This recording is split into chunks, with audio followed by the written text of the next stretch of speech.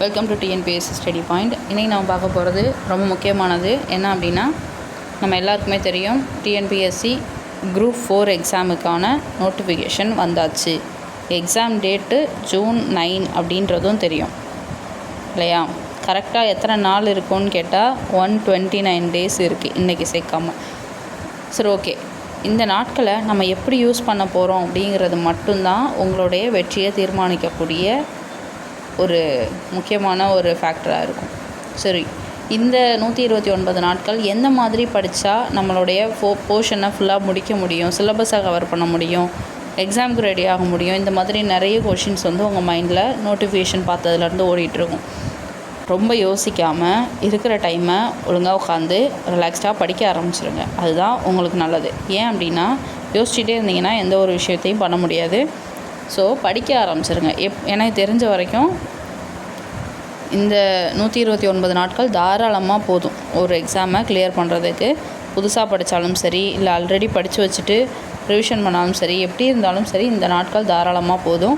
நீங்கள் படிக்க தொடங்குங்க. போதுமா போதாதா, என்னால் முடியுமா முடியாதான்ற அந்த கொஷின்ஸ் எல்லாத்தையும் விட்டுட்டு நீங்கள் படிக்க தொடங்குங்க. சரியா? இப்போ எனக்கு தெரிஞ்சதை நான் சொல்கிறேன். எப்படியாவது தமிழை பொறுத்த வரைக்கும் 6th to 12th வர இருக்கக்கூடிய new Tamil book 6th to 12th வர இருக்கக்கூடிய எல்லாத்தையும் படிச்சிருங்க. ஓல்டு புக்கை முடிஞ்சால் படிச்சிருங்க. கண்டிப்பாக ஓல்டு புக்கிலேருந்து கொஷின்ஸ் வராதுன்னு யாராவது சொன்னாங்க அப்படின்னா எனக்கு அதுக்கு பதில் தரல. கண்டிப்பாக வரும். ஏன்னா லாஸ்ட் இயர் குரூப் கொஷின் பேப்பரை பொறுத்த வரைக்கும் குரூப் 4 குரூப் 2 ரெண்டுத்துலேயுமே ஓல்டு கொஷின் பேப்பரில் ஓல்டு புக்கில் இருந்து கொஷின்ஸ் வந்துச்சு. அதே மாதிரி ஓல்டு புக்கை முடிஞ்சால் அதை டைம் இருக்குது, இதை முடிச்சுட்டு அதை படிங்க. அதுக்காக இப்போவே போய் ஓல்டு புக்கில் உட்காந்திங்கன்னா வேஸ்ட்டு, டோட்டலாக waste. First 6th to 12th வரை இருக்கக்கூடிய நியூ தமிழ் புக் அதை படித்து முடிங்க. 6th to 12th வரை இருக்கக்கூடிய நியூ சமச்சீர் தமிழ் புக் அதை முடிச்சிருங்க. அதுக்கப்புறமா ஓல்டு புக்குக்கு போய்க்கலாம். அதை தாண்டி இன்னொரு விஷயம் என்னென்னா, ஓல்டு கொஷின் பேப்பரை பார்க்கணும். ஓல்டு கொஷின் பேப்பர் பழைய வருஷம்லாம் நடந்திருக்கும் இல்லையா, ப்ரீவியஸ் இயர் கொஷின் பேப்பர், அதை பார்க்கணும். ஓகே.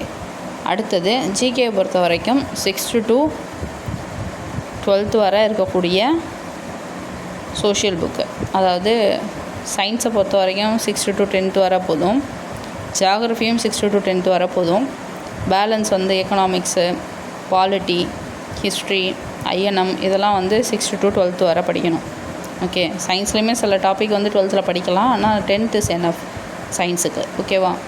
அடுத்தது மேக்ஸை பொறுத்த வரைக்கும் அதே தான், உங்களுக்கு 10th லெவல் தான். ஸோ 6th to 10th வரைக்கும் இருக்கக்கூடிய ஸ்கூல் புக்கை பார்த்தா போதும், இல்லை சிலபஸில் கொடுத்துருக்கக்கூடிய அந்த டாப்பிக்கை பார்த்தா போதும்.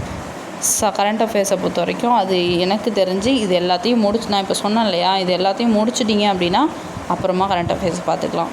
இப்போவே உட்காந்து ஐயோ நான் கரண்ட் அஃபேர்ஸ் படிக்கலைன்னு உட்காந்திங்கன்னா கரண்ட் அஃபேர்ஸில் வரக்கூடிய ஒரு 6-7 மார்க்குக்காக நீங்கள் மொத்த மார்க்கையும் விடுற மாதிரி ஆகிடும்.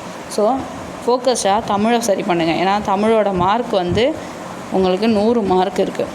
அது மட்டும் இல்லாமல் யூனிட் 8லையும் தமிழ் கொஞ்சம் கவர் ஆகும். ஸோ உங்களுக்கு கிட்டத்தட்ட 110 மார்க்கு கிட்ட தமிழ் மட்டுமே ஒரு மேஜர் ரோல் ப்ளே பண்ணுது. ஓகே. அடுத்து மேக்ஸை பொறுத்த வரைக்கும் 25 மார்க்ஸ், அது எல்லாருக்குமே தெரியும். அந்த டாபிக்ஸை கவர் பண்ணிட்டீங்கன்னா 20க்கு மேலே தாராளமாக எடுத்துடலாம். இதை தாண்டி தான் ஜிகே. அதை ஜிகே பொறுத்த வரைக்கும் 75 மார்க்ஸுக்கு நீங்கள் இம்பார்ட்டன்ஸ், அதாவது தமிழை விட 75 மார்க்ஸுக்கு இம்பார்ட்டன்ஸ் கொடுத்து படிச்சுட்டே இருந்தீங்கன்னா எக்ஸாம் கிளியர் பண்ண முடியாது.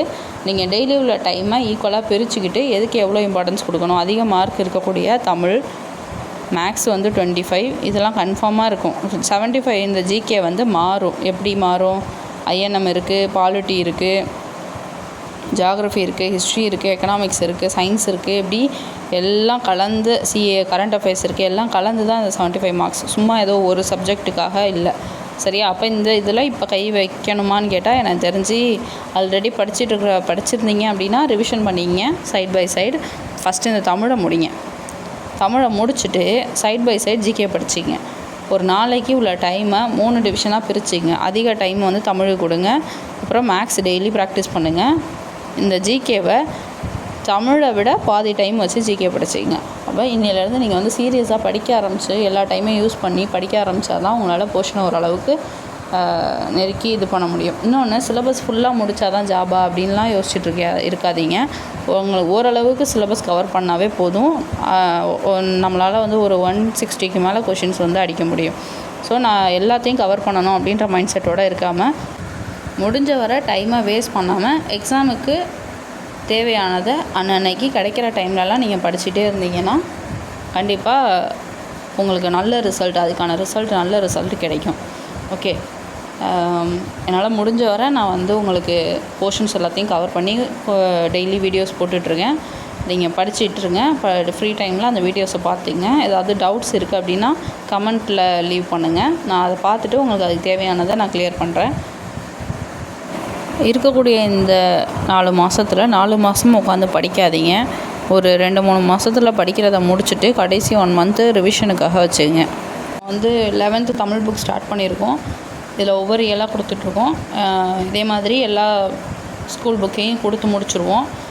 அதுக்கப்புறம் வந்து உங்களுக்கு ஸ்கூல் புக்கில் கவர் ஆகாத சில டாபிக்ஸ்லாம் இருக்குது. அதையும் நான் வந்து சில டாபிக்ஸ் லோக்பால், லோகாயுக்தா அந்த மாதிரி சில டாபிக்ஸ்லாம் இருக்குது. அது எல்லாத்தையும் நான் வந்து உங்களுக்கு வீடியோஸில் கொடுத்துட்றேன். நீங்கள் ப்ரிப்பரேஷனை மட்டும் விட்டுறாமல் டெய்லி படிங்க. அதுதான் முக்கியம். ப்ரிப்பரேஷனில் ரொம்ப முக்கியமான விஷயம் டெய்லி படிக்கணும்.